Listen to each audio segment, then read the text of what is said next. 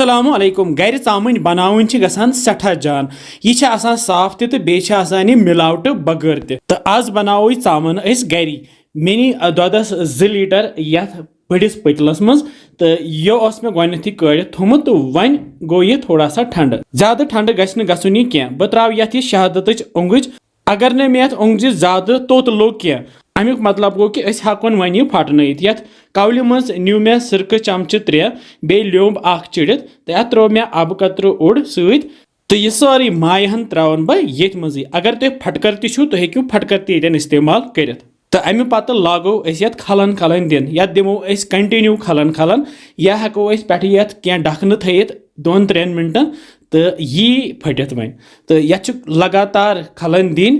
तो युत काल यह सफेद नार चल मतलब यह गि सब्ज आब बन तो युथे यह सब्ज हूँ बन तो अमे पत न्यू मे स्रोन हूँ बान तो अत पे थो मे यह सफ यह थोड़ा सा ब्लू कलर गम तिज अत मन मे अमे ब्रोह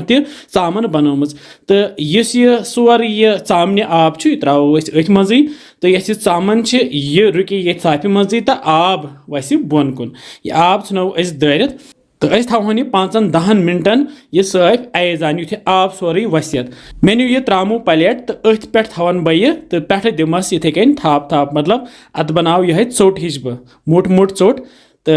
अमे पत थव बह ये पे ब्या प्लेट तो वन थव बह ये पे काजवट यम पे दबाव रोज तो इस एक्स्ट्रा आब सह नीर बोन कुन तो 1-2 घंटे गसित खोलन बह तो वह कि चामन बने यह अल पल 1 किलो ज्यादा यह चामन मतलब मे निमुत 2 लीटर दुध तो अत बने 1 किलो अलाव चामन मतलब कि 9 रपन हेको 1 किलो चामन गरी बनत तुम कत अनाम बाजार चामन तो कमेंट सेक्शनस मज हेकू तुम लिखित इंशाल्लाह समको बे जल्दी बिहु रबस हवाल।